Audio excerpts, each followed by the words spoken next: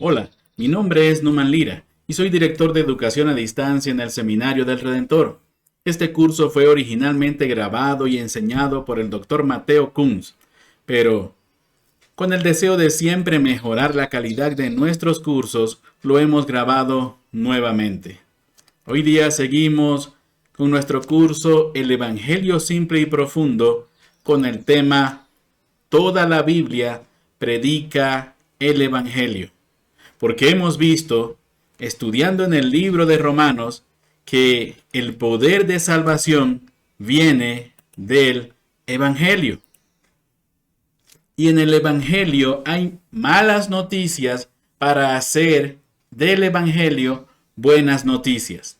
Y siguiendo con los mismos versículos de la clase pasada, leemos algo muy interesante en Romanos capítulo 3, versículo 21. Y allí la palabra de Dios nos dice lo siguiente: pero ahora, sin la mediación de la ley, se ha manifestado la justicia de Dios, de la que dan testimonio la ley y los profetas. Entonces, dice aquí que la ley y los profetas, que usualmente en el Nuevo Testamento, cuando dice la ley y los profetas, están refiriéndose al Antiguo Testamento, pero dice que la justicia de Dios manifestada en el Evangelio está revelada y manifestada en la ley y los profetas. Entonces, lo que vemos en ese texto es que el Evangelio no es solo del Nuevo Testamento, y Jesús es el centro del Evangelio, y el Evangelio es la única manera de recibir salvación. Pero Jesús llegó cerca del fin de la Biblia cuando vemos el Nuevo Testamento. Más o menos, poco más de la mitad de la Biblia es Antiguo Testamento y el Nuevo Testamento es más chiquito. Y esa gran parte de la Biblia, el Antiguo Testamento, no tiene a Jesús. Entonces, ¿cómo es que Él puede ser el centro de toda la Biblia? Vamos a aprender que Él es el centro en muchas maneras, pero el Antiguo Testamento habla de las promesas de Dios. Dios nos da promesas, especialmente de salvarnos, pero más allá, en el Nuevo Testamento, Él cumple las promesas y nos muestra algo del futuro de esas promesas en el Apocalipsis. Entonces, podemos ver en toda la Biblia la historia de la creación del Dios Santo. Podemos ver la caída de los humanos pecaminosos, no solo una vez con Adán y Eva, sino una y otra vez en todo el Antiguo Testamento. Podemos ver la redención de Dios que viene en Jesús y hasta cumplirlo hasta el fin. ¿Y cómo podemos recibir esta redención? Que todo viene de Dios, no viene de nosotros.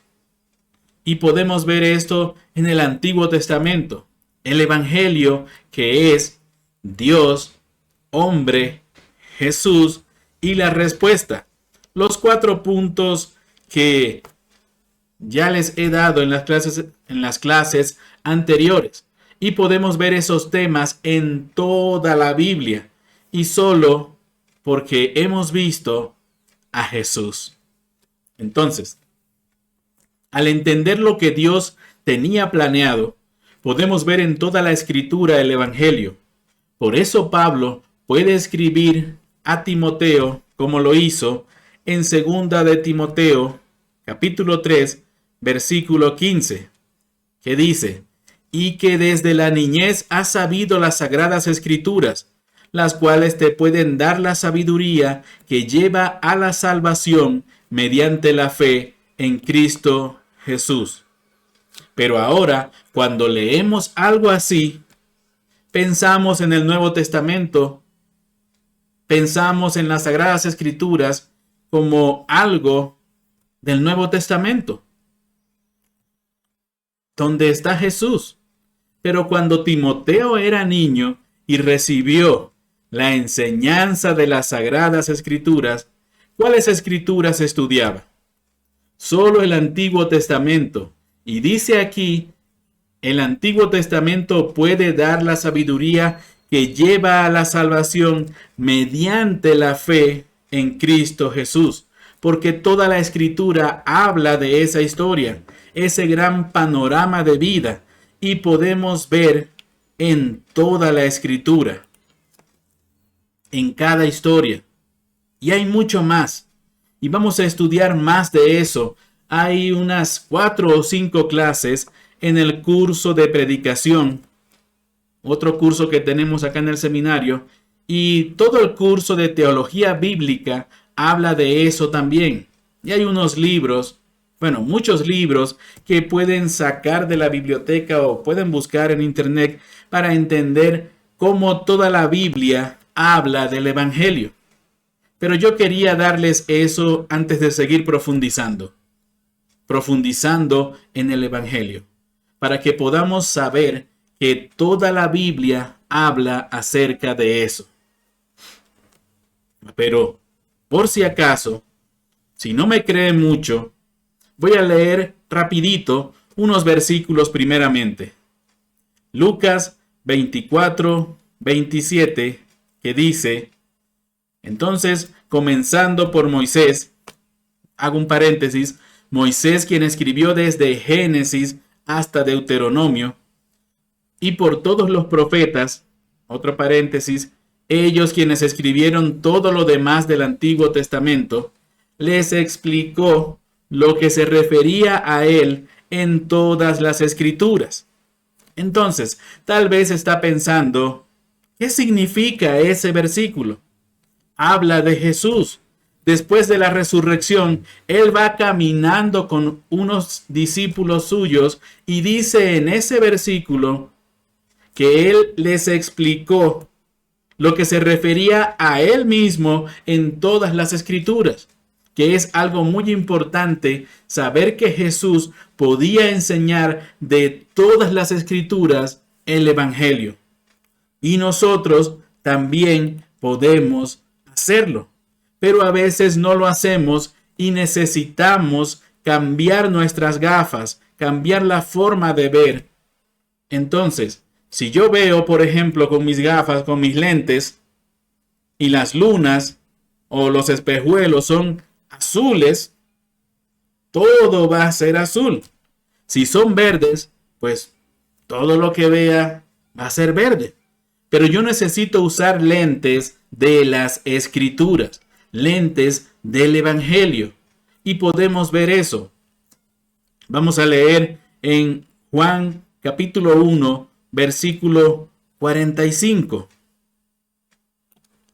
Y allí la palabra de Dios dice: Felipe buscó a Natanael y le dijo: hemos encontrado a Jesús de Nazaret, el hijo de José, aquel de quien escribió Moisés en la ley y de quien escribieron los profetas.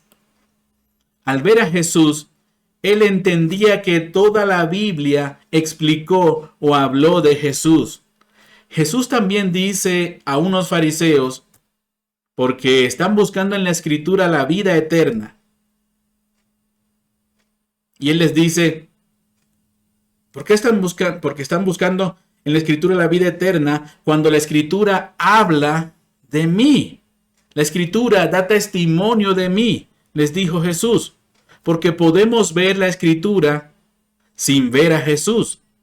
Y eso, mis queridos estudiantes, no nos ayuda. Pero necesitamos ver todo el Evangelio en toda la Escritura. Y podemos hacerlo. Es muy fácil.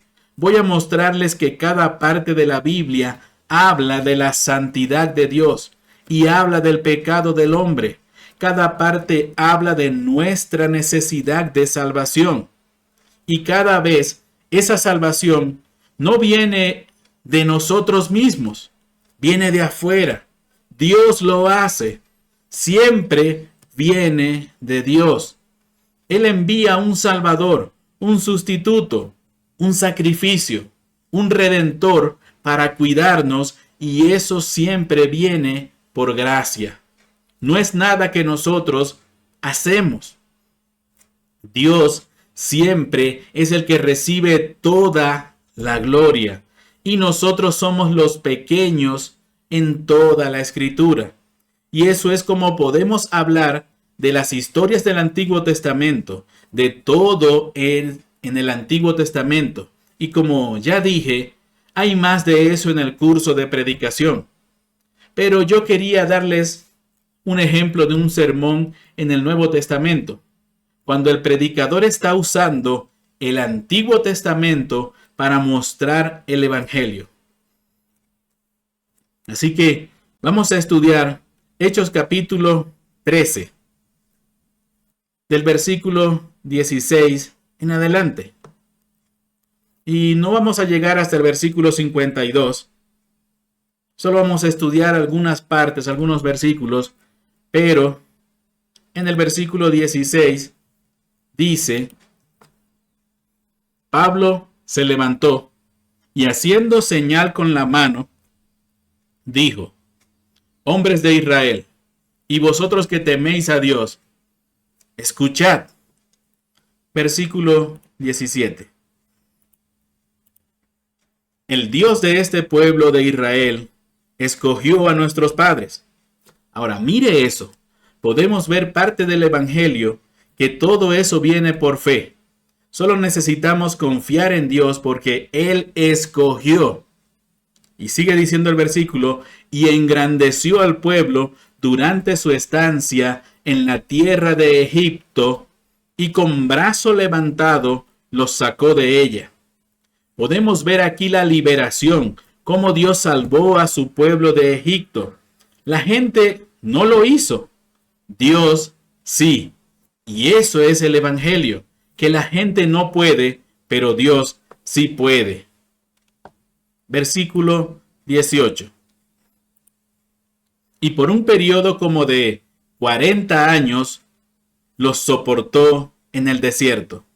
Y vemos aquí, los soportó.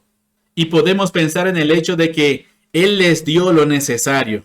Pero también tiene un sentido de Él tenía que soportar su actitud. De hecho, su pecado.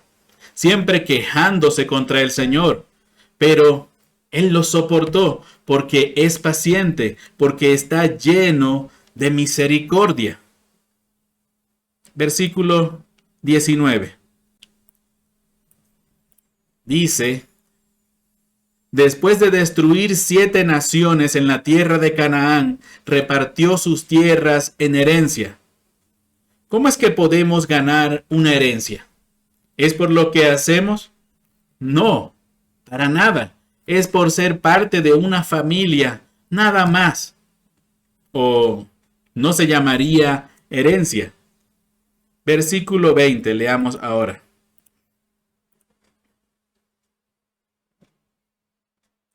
Dice el versículo 20: todo esto duró como 450 años, y después de esto les dio jueces hasta el profeta Samuel. Versículo 21. Entonces ellos pidieron un rey. Y este es un tema muy común en la Biblia, que buscamos un rey, a alguien para guiarnos, porque somos como ovejas perdidas y necesitamos la ayuda del rey. Pero el rey verdadero vino en la persona de Jesús. Y dice: y Dios les dio a Saúl, hijo de Cis, varón de la tribu de Benjamín, durante 40 años. Versículo 22. Después de quitarlo, les levantó por rey a David. Recuerden a David, del cual Dios también testificó y dijo: he hallado a David, hijo de Isaí, un hombre conforme a mi corazón, que hará toda mi voluntad. David hizo toda la voluntad de Dios. Era un hombre tan fiel, así. De hecho, no lo era. Él cayó. Pero dice más. Versículo 23. De la descendencia de este hombre, es decir, de David, de la descendencia de David, conforme a la promesa, Dios ha dado a Israel un Salvador. ¿Quién? Jesús. Podemos ver en las promesas del Antiguo Testamento entonces que Dios va a mandar, a enviar a su Salvador a nosotros. Pero sigue diciendo en el versículo 24, después de que Juan predicó antes de su venida un bautismo de arrepentimiento a todo el pueblo de Israel. Miren esto. Juan predicó arrepentimiento a todos, incluyendo la familia, el pueblo mismo de Dios, porque todos necesitan arrepentirse, todos necesitan ese Salvador. Pero continúa, versículo 25. Cuando Juan estaba a punto de terminar su carrera, decía: ¿quién pensáis que soy yo? Yo no soy el Cristo, mas he aquí viene tras mí uno de quien yo no soy digno de desatar las sandalias de sus pies. ¿Quién tiene la gloria? Cuando Pablo está leyendo el Antiguo Testamento, no dice: cuando estaban en el desierto necesitaban perseverar. Entonces podemos aprender de tener perseverancia como ellos. No. Dice: Dios tiene paciencia. Dios los soportó. No dice: ellos tenían tanta fe para recibir la bendición del Señor. No. Dice: Dios los soportó. Cuando Juan predicó, no dijo: yo estoy predicando como un cristiano debe predicar. No. Él dijo que no era digno de desatar las sandalias de los pies de Jesús. ¿Quién tiene la gloria? Jesús. Él tiene la gloria. Entonces, podemos ver en el Antiguo Testamento que en esa manera da la gloria a Jesús y no a nosotros. Pero continuemos. Versículo 26. Dice: hermanos, hijos del linaje de Abraham, y los que entre vosotros teméis a Dios, a nosotros nos es enviada la palabra de esta salvación, es decir, el mensaje de las buenas nuevas. Versículo 27. Dice de la siguiente manera: pues los que habitan en Jerusalén y sus gobernantes, sin reconocerle a él, ni las palabras de los profetas que se leen todos los días de reposo, cumplieron estas escrituras condenándole. Mira, ellos leyeron los profetas, pero nunca entendieron a los profetas. Nunca vieron el mensaje que habla toda la Biblia. Habla del mensaje del Evangelio. Y ellos condenaron al Señor sin saber que estaban cumpliendo la promesa. Habían cumplido todo lo que estaba escrito. Qué interesante. Pero sigamos leyendo. Versículo 29.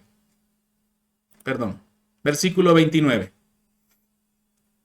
Dice: cuando habían cumplido todo lo que estaba escrito acerca de él, le bajaron de la cruz y le pusieron en un sepulcro. Versículo 30. Pero Dios le levantó de entre los muertos. Estos son los fundamentos del Evangelio, del hecho de que Jesús murió, pero que también resucitó. Y vamos a profundizar más y más. Vamos a saber por qué es tan importante, por qué la cruz es el centro de nuestro mensaje. ¿Por qué celebramos un Dios que vino y murió en la cruz como un criminal? ¿Por qué? Solo podemos entender esto al ver y conocer el Antiguo Testamento, viendo toda la Biblia, los temas de que Dios es santo y requiere sangre, requiere la muerte como pago del pecado. Pero seguimos leyendo. Versículo 31. Dice: y por muchos días se apareció a los que habían subido con él de Galilea a Jerusalén, los cuales ahora son sus testigos ante el pueblo. Versículo 32. Y nosotros os anunciamos la buena nueva de que la promesa hecha a los padres, versículo 33, Dios la ha cumplido a nuestros hijos al resucitar a Jesús, como también está escrito en el Salmo segundo, Hijo mío eres tú, yo te he engendrado hoy. Y fíjese bien, dice el texto 33, Dios la ha cumplido a nuestros hijos al resucitar a Jesús, como también está escrito en el Salmo segundo. Mira, todo ese sermón, todo viene de Hechos capítulo 13. Usa la historia desde el principio, desde el Éxodo, los reyes, Abraham, ahora los salmos. Y dice, como está escrito en el Salmo segundo, Hijo mío eres tú, yo te he engendrado hoy. Y continúa, versículo 34. Y dice, en cuanto a lo que le resucitó de entre los muertos para nunca más volver a corrupción, Dios ha hablado de esta manera. Ha hablado de esta manera, os daré las santas y fieles misericordias prometidas a David. Y hablando de las promesas a David, pero todo eso es el Evangelio. Y aún hay más. También en otro salmo dice, al continuar leyendo acá versículo 35, porque dice, por tanto, dice también en otro salmo, no permitirás que tu santo vea corrupción. ¿Quién es este santo? Jesús. Y está mostrándonos algo muy importante, que Jesús es mejor que cualquier salvador de antes, cualquier rey de antes. Cuando conocemos el Evangelio, podemos enseñar el Antiguo Testamento en una mejor manera. Podemos ver por los lentes del Evangelio como David mismo. Él vio corrupción, pero Jesús no. Jesús no vio corrupción. Él fue totalmente limpio. Pero seguimos leyendo. Ya vimos este versículo en donde se nos demuestra que David, después de haber servido al propósito de Dios en su propia generación, durmió y fue sepultado con sus padres. ¿Y qué dice al final? Vio corrupción. Pero Jesús no vio corrupción. Jesús, el santo, no vio corrupción. Y dice en los versículos 37 y 38, pero aquel a quien Dios resucitó no vio corrupción. ¿Quién? Jesús.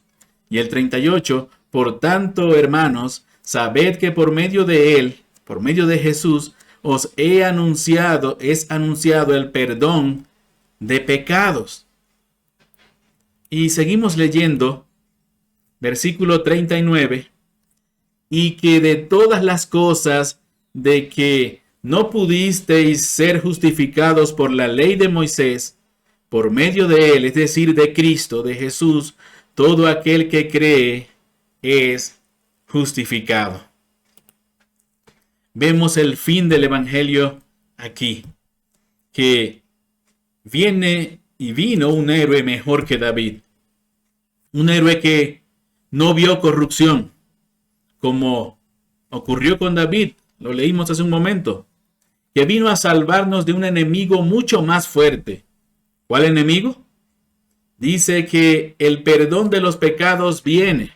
El enemigo es nuestro pecado y la ira de Dios que viene por ser nosotros pecadores.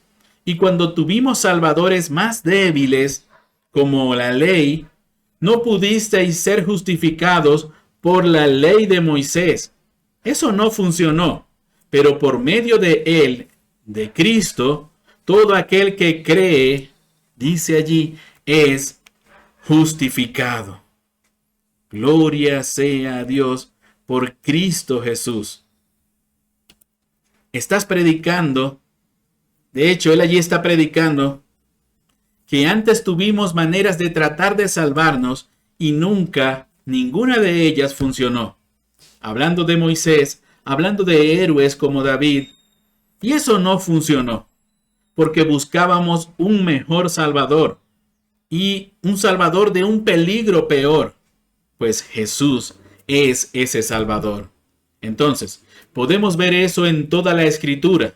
Por eso, en los cursos que vienen, vamos a estudiar no solo el Nuevo Testamento, sino también el Antiguo Testamento, hablando de esas buenas nuevas del Evangelio.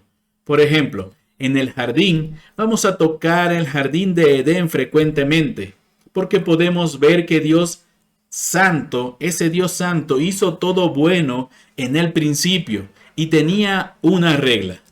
No deben comer de ese árbol, solo una. Y ellos le desobedecieron. Y tienen desde entonces una separación con Dios. Y no solo de Dios, sino también de su lugar. Antes caminaban con el Señor, ahora no. Antes tenían la provisión del Señor, ahora no. Antes tenían la protección del Señor, ahora no.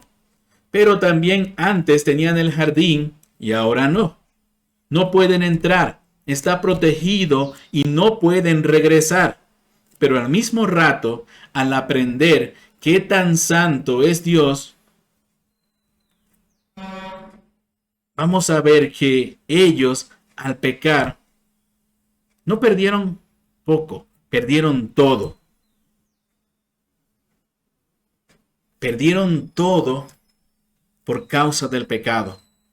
Pero igual, en Génesis vemos el Evangelio cuando él dice, malditos son, no van a poder entrar de nuevo, no van a poder comer del árbol de la vida. Pero al mismo rato, él les da ropa de piel para cubrir su desnudez. Animales tuvieron que morir para proveer salvación para ellos, porque ellos iban a morir sin ropa. No tenían nada con qué protegerse. Pero más de eso, él prometió a Eva que un día un hijo suyo iba a venir para aplastar al enemigo, que iba a matar al enemigo. Y vemos esto desde el Antiguo Testamento, que es un Dios santo, los hombres pecaminosos, pero un Salvador que iba a venir, un sustituto, un conquistador que iba a vencer al enemigo. Y Adán y Eva solo podían confiar en el Señor, porque ellos no pudieron hacerlo. Pero seguimos. ¿Y qué vemos en el Éxodo? ¿Qué vemos allí? La gente llegaron a estar separadas de Dios y separados de la tierra prometida. Estaban viviendo ¿en dónde? En Egipto. Eran esclavos y Dios les salvó. Primeramente en la Pascua les salvó de la muerte, porque él dijo que la muerte iba a venir a todo el pueblo de Egipto, cualquier raza, no importa si era israelita o no, todos iban a recibir la muerte. ¿Cuál muerte? La muerte del hijo primogénito. Pero los israelitas tenían un camino para huir de esa ira, para huir de la muerte. ¿Y cuál era el camino? Un sustituto. Un cordero puro que murió en lugar del hijo primogénito. Eso nos enseña algo del Evangelio, que ahora podemos entender muy bien. Que el Cordero de Dios iba a venir, que el Cordero de Dios iba a morir por ellos, que querían su protección, que querían su sustitución, que Él iba a venir como la Pascua. Y él era más puro y mejor que un animalito, porque él era humano, para pagar el pecado de los humanos. Pero mejor que un humano, era verdaderamente Dios mismo. Entonces podía pagar la deuda eterna, porque él es eterno. Y vemos esa sustitución en Éxodo. Y al ver esa historia nos ayuda a entender mejor lo que Jesús hizo. Y cuando Juan el Bautista dice, aquí viene el Cordero de Dios que quita el pecado del mundo, ahora entendemos qué Cordero. El Cordero, pero más de eso, en el mismo Éxodo habla de un guía, el guía del pueblo a la tierra prometida, un guía que les libró de la esclavitud y para llevarlos a la tierra prometida. Allí es Moisés en Éxodo. Él viene y les guía fuera de la esclavitud hacia la tierra prometida. Pero Jesús nos guía fuera de la esclavitud del pecado, hacia la tierra prometida que es el cielo, la casa del Señor mismo, su presencia misma. Podemos ver el Evangelio en una manera más nublado, menos claro en el Antiguo Testamento, pero al saber lo que dice el Nuevo Testamento, podemos entender mucho mejor lo que significaba el Antiguo Testamento, porque ese mensaje es todo el mensaje de la Escritura. Podemos verlo en los líderes, en los jueces, los reyes, en todos, en los libres, que todos son pecadores, todos y cada uno dan una salvación temporal y nos hace buscar una salvación mucho mejor que solo un mejor líder puede darnos. Aún con los buenos líderes como David, él cometió adulterio con Betsabé. Cuando su hijo Salomón, el hombre más sabio del mundo, vino, este tenía muchas esposas y llegó a ser un pagano, dando sacrificios a los ídolos. Pero buscamos un rey que sea mejor que él, siempre esperando un líder, un mejor salvador. En cada historia vemos el proceso de Dios, dando promesas de un salvador que iba a venir, que iba a salvarnos, dando promesas de las buenas nuevas que iban a venir en Jesús mismo. Desde Adán y Eva, cuando Dios le dijo a Adán y a Eva, tu hijo va a venir y va a conquistar, va a aplastar la cabeza del enemigo, va a venir. Y cuando Dios le dijo a David que iba a darle un hijo que reinaría por siempre, que sería fiel por siempre, ese hijo vino y es Jesús. Y con los profetas, siglos antes de Jesús, siempre predicaron del Salvador que iba a venir. Siempre predicaron del estado pecaminoso de la gente de Dios. Siempre predicaron de la santidad de Dios. La mala noticia que Dios es santo y nosotros no lo somos. Y necesitamos un Salvador. Pero también predicaron sobre un Salvador que iba a venir, como dice mi capítulo favorito de Isaías, capítulo 53. Vamos a leerlo. Allí dice, versículo 1, ¿quién ha creído a nuestro mensaje? ¿A quién se ha revelado el brazo del Señor? Versículo 2. Creció delante de él como renuevo tierno, como raíz de la tierra seca. Y podemos ver en esa raíz, hablando de esa raíz en la tierra seca, una raíz de la casa de David, del árbol de David, en una gente muy fuera del Señor, pero ese Salvador que iba a venir, continúa el versículo, no tiene aspecto hermoso, ni majestad, para que le miremos, ni apariencia para que le deseemos. Versículo 3. Fue despreciado y desechado de los hombres, varón de dolores y experimentado en aflicción, y como uno de quien los hombres esconden el rostro, fue despreciado y no le estimamos. Versículo 4. Ciertamente él llevó nuestras enfermedades y cargó con nuestros dolores. Con todo, nosotros le tuvimos por azotado, por herido de Dios y afligido. Versículo 5. Mas él herido fue por nuestras transgresiones, molido por nuestras iniquidades. El castigo de nuestra paz cayó sobre él, y por sus llagas, por sus heridas, hemos sido sanados. Miren eso. Necesitamos enfocarnos en eso. Él fue herido por nuestras transgresiones, molido por nuestras iniquidades. Dios le castigó por nuestra paz. Cayó sobre él el castigo, el precio de nuestra paz cayó sobre él, y por sus heridas hemos sido sanados. Podemos recibir la sanidad del Señor por las heridas de otro, no nuestras. Necesitamos confiar en sus heridas, porque dice, el castigo por nuestra paz cayó sobre él, y por sus heridas hemos sido sanados. Y terminamos con el versículo 6. Todos nosotros nos descarriamos como ovejas, somos pecaminosas, nos apartamos cada cual por su camino, y nuestro camino no es bueno.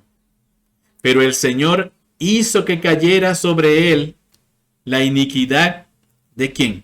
De todos nosotros.